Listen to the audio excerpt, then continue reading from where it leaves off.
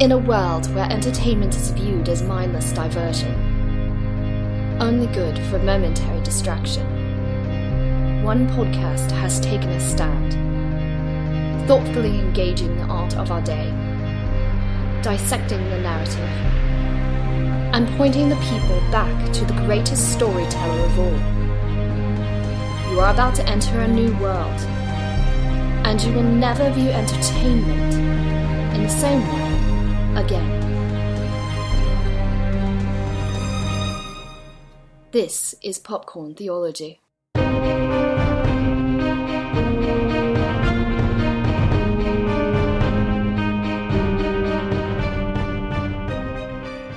Welcome, movie lovers and theology nerds, to Popcorn Theology, where we examine films for where they align with the greatest story and our greatest storyteller, discussing what to receive, reject, and redeem for common ground, fruitful conversation, and mindful movie consumption. I'm Eric. And I'm Maddy. And welcome back to our special series on The Rings of Power, Season 2.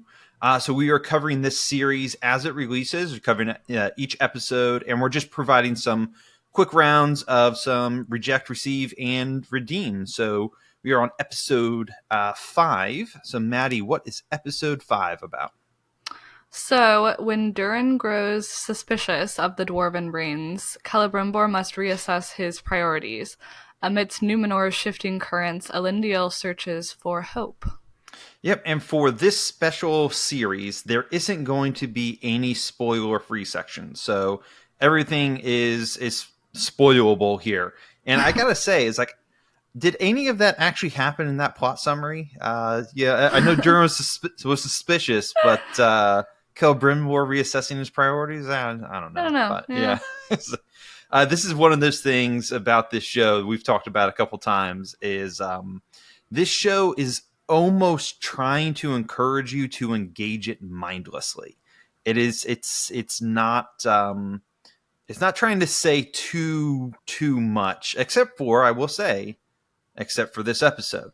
So let's go ahead and get to our general thoughts. And so what was let's go ahead. What's the good, the bad, and the ugly of this episode? And Maddy, you can get started. All right. I still said stale, but I said stale but salty in my notes. It was kind of enjoyable. I think you had mentioned earlier, like this might be the best episode yet. Because in the last episode, nothing happened. In this one, everything happened. I just feel like this show really suffers from some serious pacing issues. It also just follows too many characters and storylines and does justice to none of them. So I kind of have to pick and choose like who I care about just based on like actor strength, I feel like, and relevance to the plot, or who's the least stupid at this point.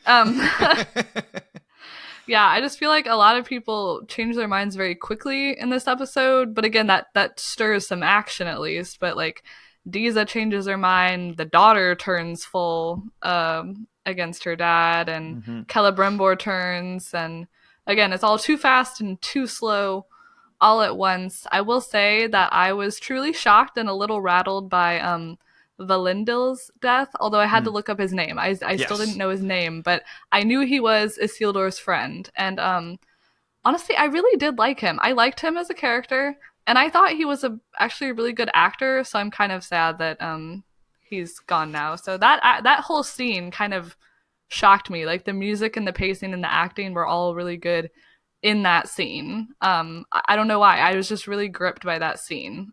We can talk more about that later. But as for the rest of the episode, still lots of like line recycling and callbacks with no backing to it. It's hard. I watched a video essay was it before or after I watched that episode? I'm not sure. But if you've never seen Nerd Writer One's videos, they're pretty good.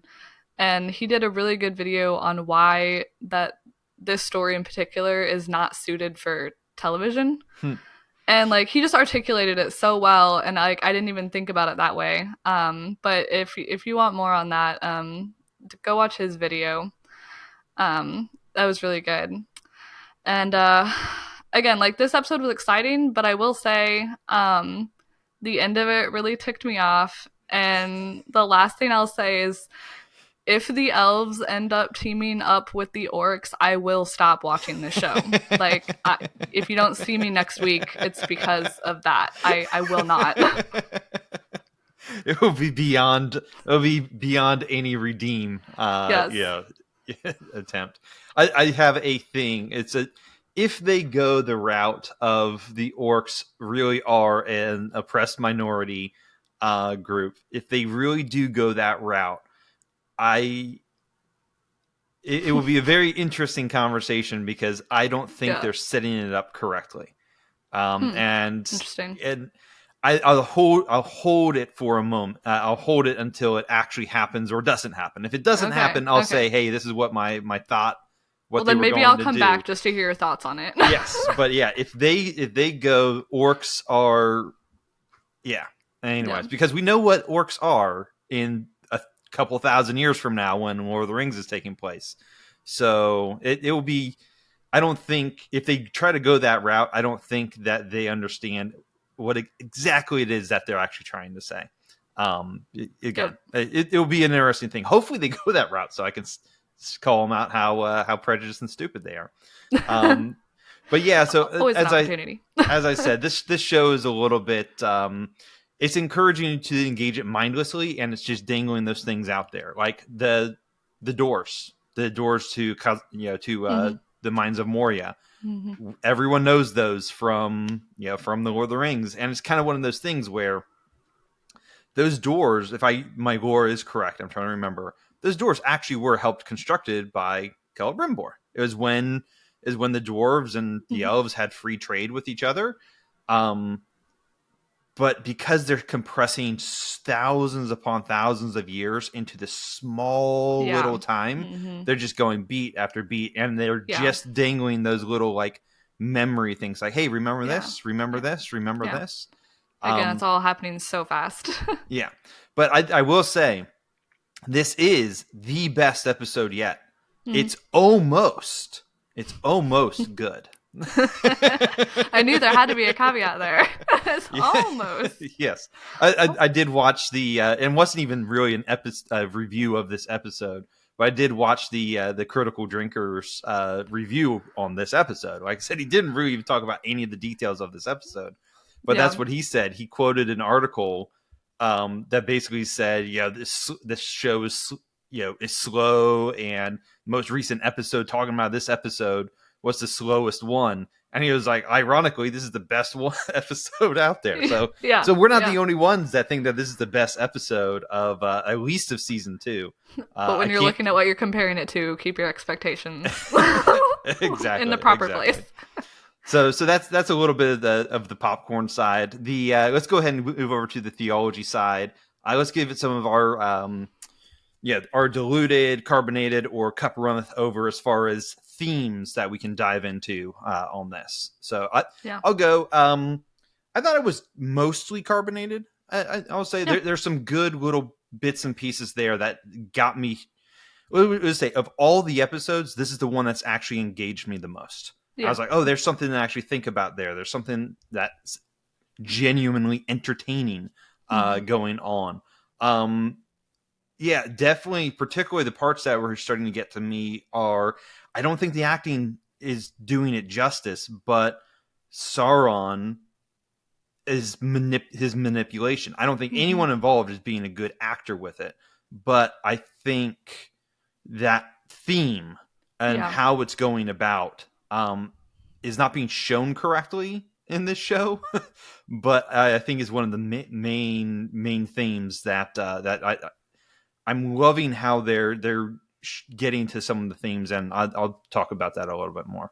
Yeah. I thought it was carbonated as well. Again, I feel like out of all of them, this one probably had a few. Again, I also feel like, though, at this point, some of the themes that we've been seeing would start to be developed more, but then they just...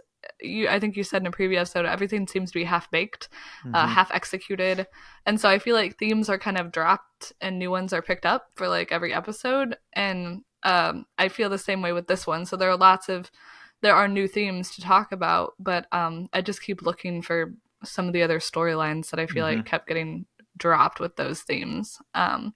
So yeah, but again, I have stuff to talk about for sure. Yeah, for sure.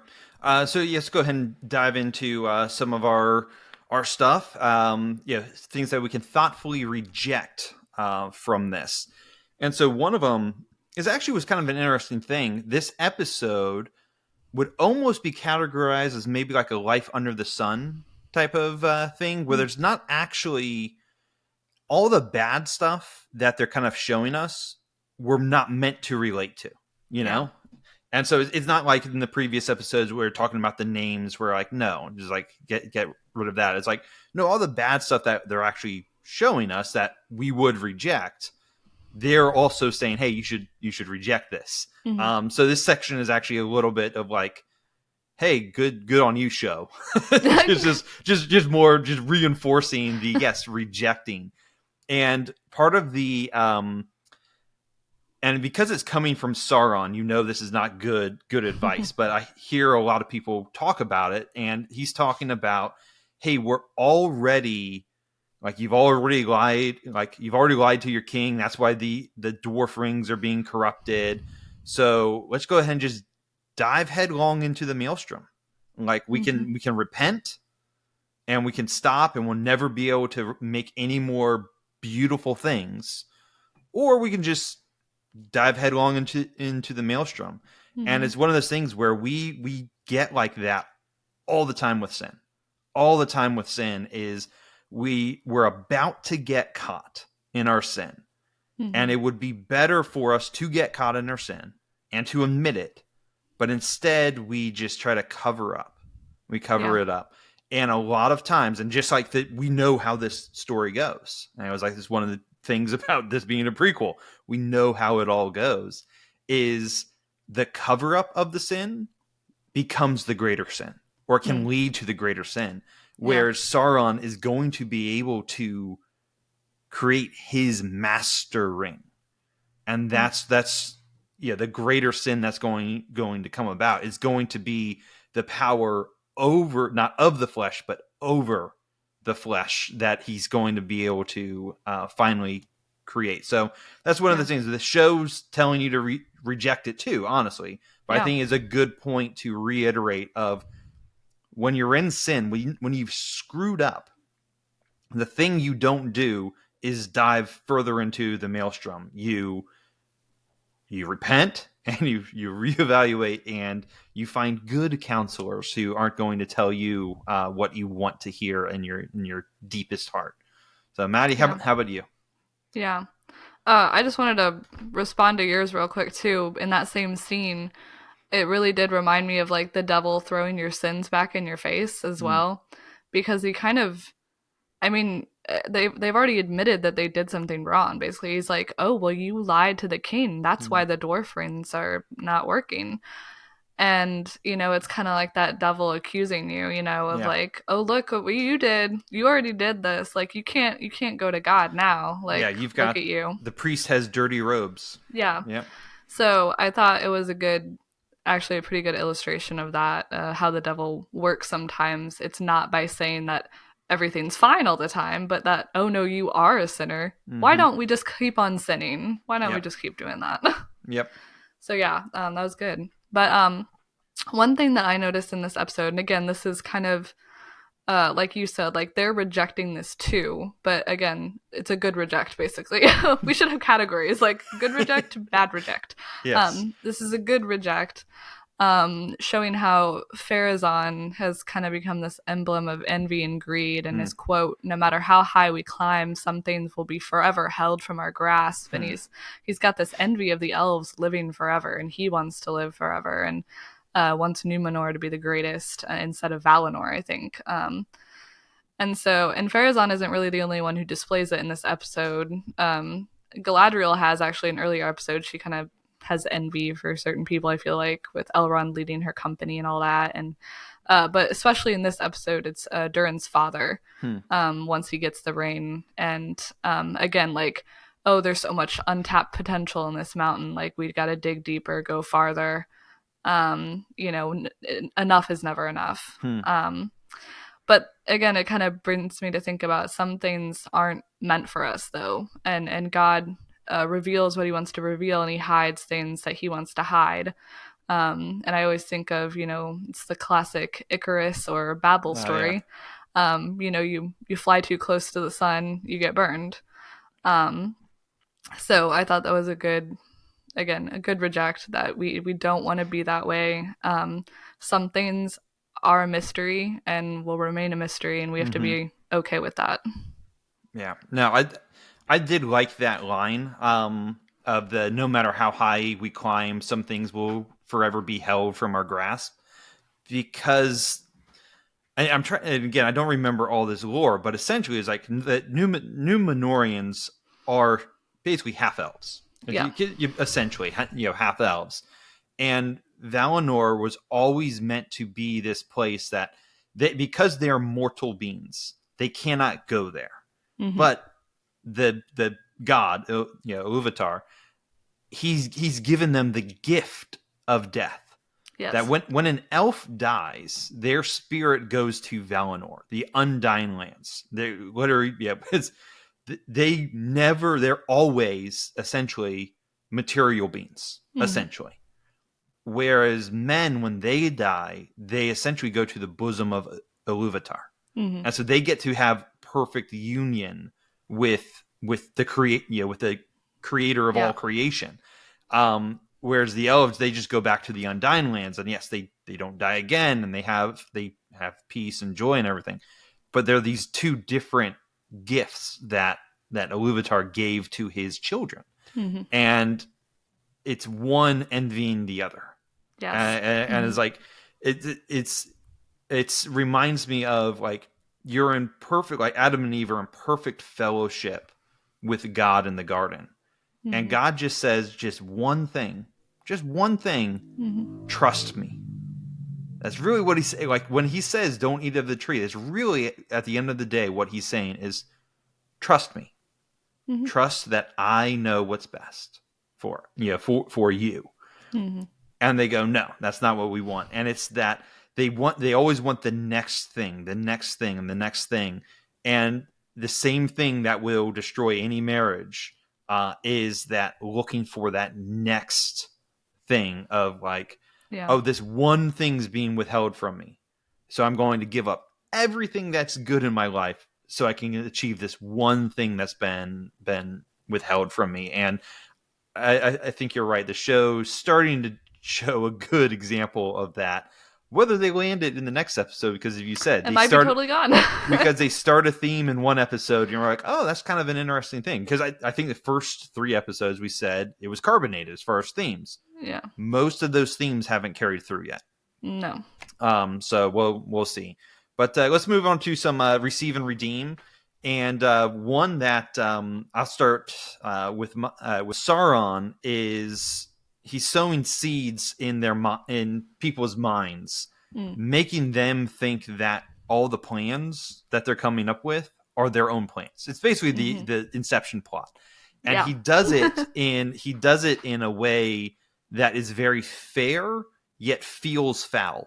And that's actually a line that Frodo has in the books when he's talking, when they first meet Aragorn.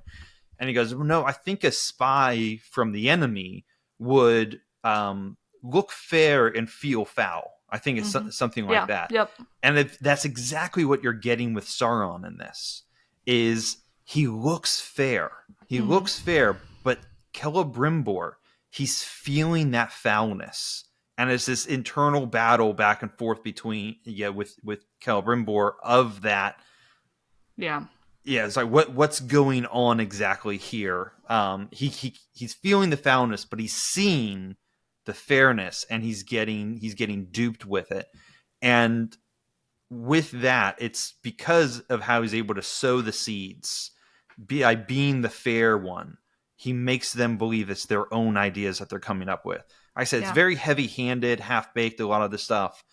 But just how he's able to like, hey, we're going to go ahead and keep doing. It's like we're just going to make the rings ourselves and purposely screw up some stuff. This is my opinion. I think Yeah. purposely screw up some stuff to bring Celebrimbor back in, because Sauron knows he needs the master. He needs the master's help to really achieve his main, his goal at the end of the day. Yeah. And so he makes things not go well to bring Celebrimbor back in, so that Celebrimbor believes that it's his choice to build the rings. Yeah.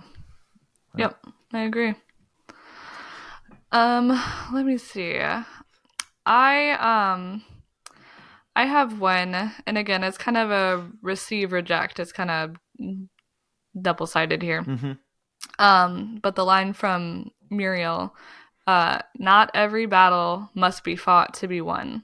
Sometimes maintaining stillness of heart is the greatest victory of all, the greatest act of faith one can perform. And the reason I say receive and reject is because I find Bible verses for both. So the first thing I thought of when I heard it was, the Lord will fight for you. You need only be still.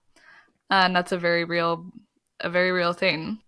And that's in Exodus. But then, in First Timothy, it says, fight the good fight of faith, take hold of the eternal life, which you were called, and about which you made the good confession in the presence of many witnesses. So we kind of have this like, well, do we fight? Do we not fight? What do we do? Is she right? Yeah. And I would have to say that it kind of depends on the context. God is in control. Like in Romans, it says that he sets up the governing authority. So whoever he has put into rule is there for a reason. And so Farazan, again, if you believe that there's a God in this show, which they kind of allude to at certain points, and she's kind of referencing that in a sense, it's like, I think Farazan is here for a reason. I think she thinks that it's going to get better maybe under him, but we know what really happens. Yeah. And that's the thing. So God is strong enough to fight our battles. Sometimes we do need to know that he can do it, but then he also asks us to fight for the sake of his gospel. And that's something that can't be compromised, is the integrity of the gospel. And that in this episode, and I think maybe this is the thing that grabbed me about this episode, is that it kind of is a very religious episode. Yes. In that scene where Valindil dies, that whole thing was a very religious scene. They're basically worshiping, they're honoring their dead, in this temple. It's like a sacred temple that obviously has been there for a really long time. And when they come in and just start destroying everything, it just kind of revealed to me like this just encapsulates like the secular destroying the sacred. Yes. And and maybe that's why it got to me, because I'm like, oh, this is terrible, and they're just smashing everything, and there's just no reverence at all for the ways of their forefathers, basically. And it kind of revealed to me that I don't think Elendil can just sit by and be still at this point. I don't think you can let this happen, because if you let that happen, that's the very thing that will destroy you. So I thought that was interesting. That was a good scene. Yeah, no, definitely a good scene. That, and you see it with that secular versus sacred battle, and it's an eternal battle, really, and you can tell just how they fight. The two guys, they get into their tussle, and the faith defeats secularism essentially, and leaves secularism alive. But then what does secularism do? It literally stabs them in the back. In the back, yeah. and it's these things where this idea that we've adopted in 20th century and 21st century America of this ability that faith and secularism can actually coexist, has always tended to favor secularism over faith. It's like, if we're going to give preference to one, it's always going to be secularism over faith. And you see that in these types of situations where, no, the faithful shouldn't be fighting. And again, it's like, our weapons are not carnal, for Christians, but in the context of this, the context of the show, maybe they should be fighting, literally fighting. And so Christians, we fight in different manners and we fight in different ways. That kind of goes to, my point. My next point is they showed how faith brings division even among family. Mm-hmm. And the disloyalty of the daughter is really one of the main points that really, it's, for people that know me, I hate disloyalty probably more than anything else. So, like, if you've ever read the 5 love languages or know what that is, loyalty is like it should be a love language, and it would be mine. It's like loyalty. There's a 6th. Yeah, exactly. It is my thing. And so, like, when you see disloyalty from this daughter, and she's really just using all of these, the queen, the going to war, her brother, Isildur dying, all of these things, she's just using it as an excuse to disrespect her father and disrespect her father's faith. Mm-hmm. She has more loyalty to her brother's friend.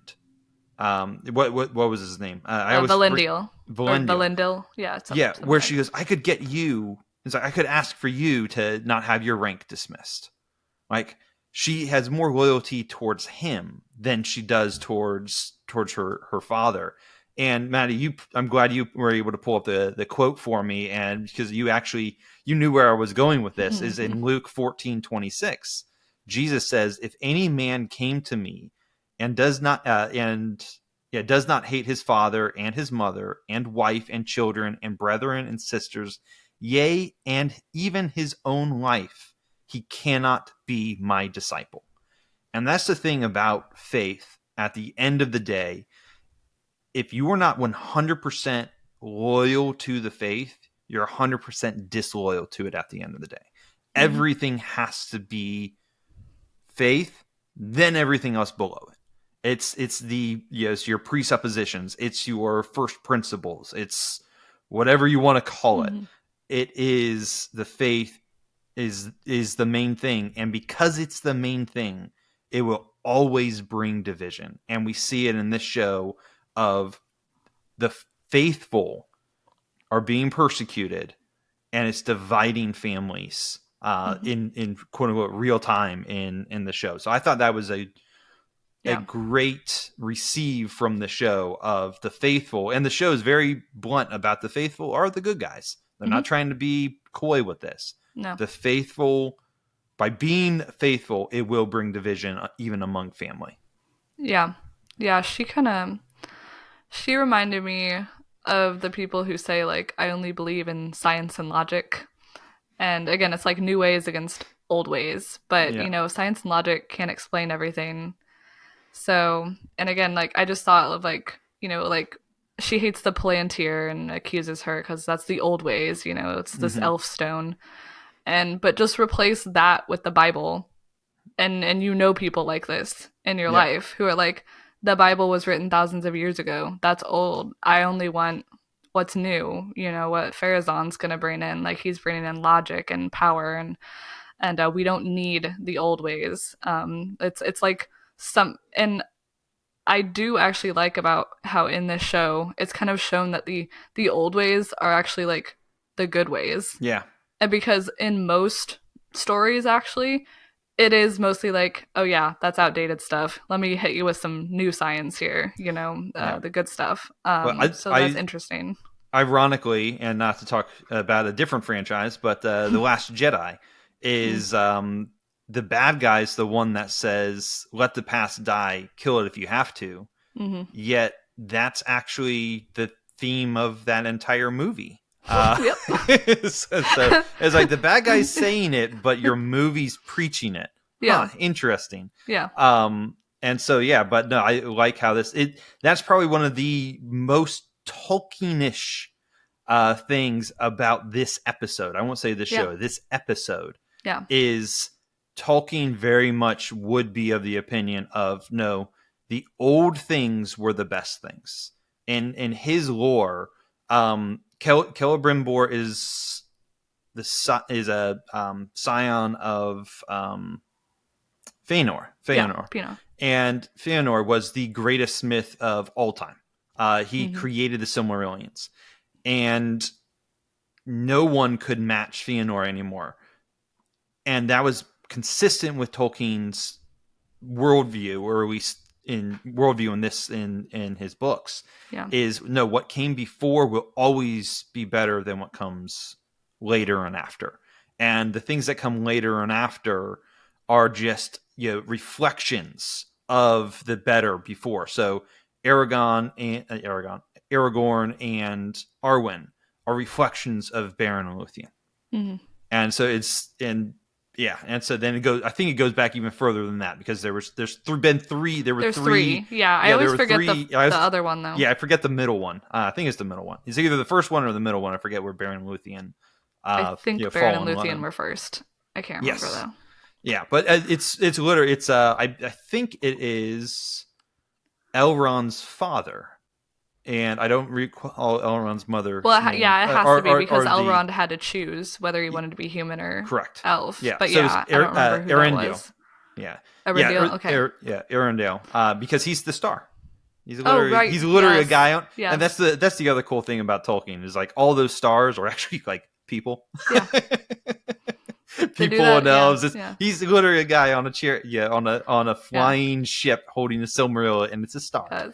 I wonder if C.S. Lewis stole that from him, or he stole it from Lewis, because he also had stars as people.